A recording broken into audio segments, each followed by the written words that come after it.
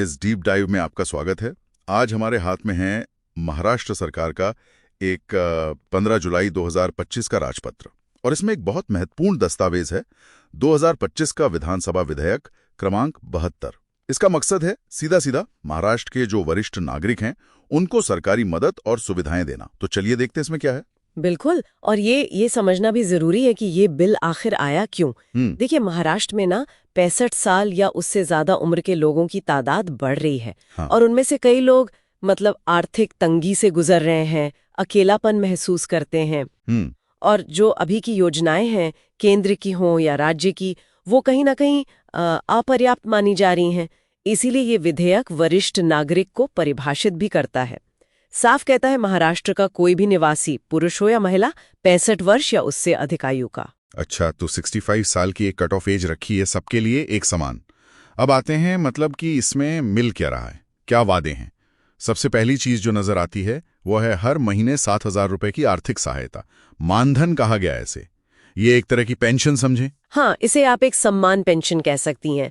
ये सीधे तौर पर जो आर्थिक असुरक्षा है ना, उसको कम करने की कोशिश है। विधेयक के साथ जो उद्देश्य और कारण दिए गए हैं, हाँ, वो रैशनल वाला हिस्सा जी, उसमें साफ है कि मौजूदा योजनाओं की कुछ सीमाएं थीं।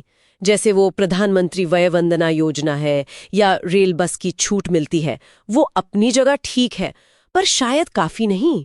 और जैसा मैंने कहा, अलग अलग योजनाओं में उम्र की सीमा भी अलग अलग थी। तो ये 65 की एक सीमा तय की गई है ताकि सबको एक ही नजर से देखा जाए, एक व्यापक ढांचा बने। ठीक है, ये तो हुई पैसे की बात, आर्थिक मदद।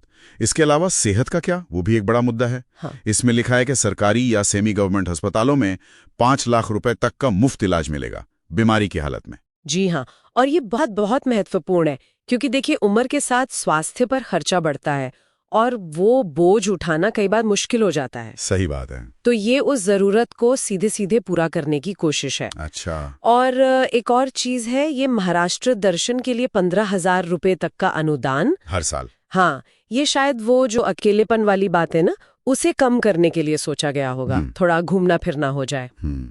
और एक बहुत ही मुझे लगता है जरूरी बात इसमें यह है कि जिन बुजुर्गों के मान लीजिए वारिस नहीं हैं या फिर वारिस हैं लेकिन वो देखभाल नहीं करते, ऐसे लोगों के रहने और खाने का पूरा इंतजाम सरकार करेगी। बिल्कुल, ये एक बहुत बड़ी, आप कह सकती हैं, सामाजिक जिम्मेदारी सरकार अपने ऊपर ले रही है। तो और इसी के साथ उनकी समस्याओं, शिकायतों के लिए एक टोल फ्री हेल्पलाइन नंबर भी होगा। अच्छा, मतलब एक पूरा पैकेज बनाने की कोशिश है। पैसा, सेहत, घूमना, रहना, खाना और शिकायतें सुनने का इंतजाम। हाँ, कोशिश तो यही दिखती है, लेकिन अब उस सवाल को आते हैं जो ऐसे हर बड़े वादे के साथ आता है कि पैसा कहाँ से आएगा। एग्जैक्टली।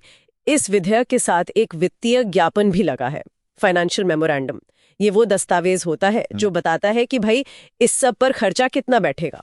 और इसमें दिलचस्प बात यह है कि ये माना गया है कि ये आवर्ती व्यय होगा। आवर्ती व्यय मतलब रिकरिंग एक्सपेंडिचर। ये खर्चा बार बार होगा, हर साल होगा, कोई एक बार का नहीं। ठीक है। और ये पैसा आएगा राज्य के समेकित कोष से, मतलब जो स्टेट का मेन खजाना होता है, कंसोलिडेटेड फंड, वहां से। तो मतलब खर्चा का कोई अंदाजा दिया है कितना होगा? यहीं पर एक पेच है, या कहीं एक जरूरी नुक्ता है। ज्ञापन साफ साफ कहता है कि इन सब सुविधाओं पर जो आवर्ती व्यय होगा उसका फिलहाल सटीक अनुमान लगाना संभव नहीं है। क्या मतलब वादा कर दिया पर खर्चा कितना होगा ये पता नहीं? हाँ, कम से कम इस स्टेज पर तो यही लिखा है। ये बहुत अहम बात है। इतने बड़े वादे किए जा रहे हैं, आर्थिक मदद, स्वास्थ्य, बाकी सब, लेकिन खजाने पर ठीक ठीक कितना बोझ पड़ेगा ये अभी स्पष्ट नहीं है। अक्सर ऐसा होता है शुरुआती विधेयकों में, पर यह सवाल तो खड़ा करता ही है कि इसको लागू कैसे करेंगे। तो अगर हम संक्षेप में देखें तो ये विधेयक महाराष्ट्र के 65 साल और उससे ऊपर के नागरिकों के लिए एक बड़ा पैकेज ला रहा है। आर्थिक मदद, स्वास्थ्य देखभाल, यात्रा अनुदान, आवास की सुरक्षा और शिकायत निवारण। मकसद साफ है, उनका जीवन स्तर बेहतर करना, उन्हें ज्यादा सुरक्षा देना। हाँ, लक्ष्य तो बहुत नेक है, इसमें कोई शक नहीं है। लेकिन यहाँ एक सोचने वाली बात ये उठती है कि अगर मान लीजिए ये कानून बन जाता है, तो इसका असर सिर्फ राज्य की मतलब तिजोरी पर ही नहीं पड़ेगा, ये समाज के पूरे ताने बाने को भी कहीं ना कहीं बदलेगा। सवाल ये है कि इतने ऊंचे इरादे, इतने महत्वाकांक्षी प्रावधान, इनको जमीन पर उतारा कैसे जाएगा, इनका कार्यान्वयन कैसे होगा, और लंबे समय में, खासकर तब जब हमें शुरुआती लागत ही ठीक से पता नहीं है, तो इसके सामाजिक और आर्थिक परिणाम क्या हो सकते हैं। ये वो सवाल है जो इस विधेयक के भविष्य के साथ लगातार जुड़ा रहेगा।